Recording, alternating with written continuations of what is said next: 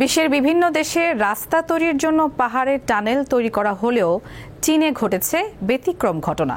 পাহাড়ে খনন করে টানেল তৈরির পরিবর্তে পাহাড় কেটে রাস্তা তৈরি করা হয়েছে। এতে যাতায়াতের সময় অনেকটা কমে আসবে বলে জানিয়েছে কর্তৃপক্ষ। পাহাড়ের ঢাল ও গঠন বিবেচনায় রাস্তা তৈরি করা একটি বড় চ্যালেঞ্জ। পাহাড়ের মাঝে রাস্তা তৈরির জন্য বিভিন্ন দেশে সাধারণত টানেল তৈরি করা হয়, তবে ব্যতিক্রমী চীন। একটি এক্সপ্রেসওয়ের জন্য পাহাড় কেটে রাস্তা তৈরি করা হয়েছে দেশটিতে।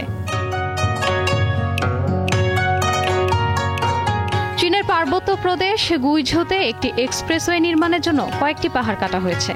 গুইঝৌ লুয়ান নামের এক্সপ্রেসওয়েটি বেইপান নদীর ওপরে অবস্থিত হুয়াজিয়াং গ্র্যান্ড ক্যানিয়ন ব্রিজের সাথে সংযুক্ত হয়েছে। ওয়ালটন এখন দেশের সীমানা পেরিয়ে পৌঁছে গিয়েছে 50টিরও বেশি দেশে। ওয়ালটন, ঘরে ঘরে, বিশ্বজুড়ে। এক্সপ্রেসওয়েটি এরই মধ্যে সবার দৃষ্টি আকর্ষণ করেছে, কারণ এটি অন্যান্য রাস্তা থেকে আলাদা। চীনা প্রকৌশলীরা এক্সপ্রেসওয়ের জন্য পাহাড়ের আকৃতি পরিবর্তন করে সেগুলো কেটে রাস্তা তৈরি করেছেন।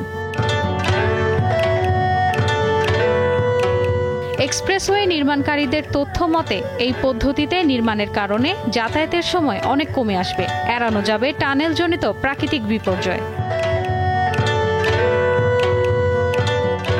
চীনের গুইঝৌ প্রদেশের 92% এলাকা পাহাড় দিয়ে ঘেরা। হুয়াজিয়াং গ্র্যান্ড ক্যানিয়ন ব্রিজ এবং লুয়ান এক্সপ্রেসওয়ের মতো প্রকল্প নিয়ে সমালোচনা করছেন পরিবেশবিদরা। পাহাড়কে বিকৃত করে এমন পদক্ষেপের চেয়ে আরও ভালো বিকল্প পাওয়া যেত বলে মনে করছেন তারা।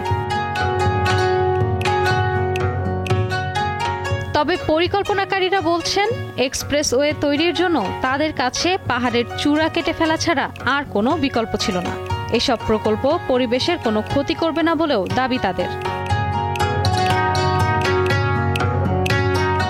বর্তমানে নির্মাণাধীন এই এক্সপ্রেসওয়ে এবং বেইপান নদীতে অবস্থিত হুয়াজিয়াং গ্র্যান্ড ক্যানিয়ন ব্রিজটি এই বছরের শেষের দিকে চালু করা হবে।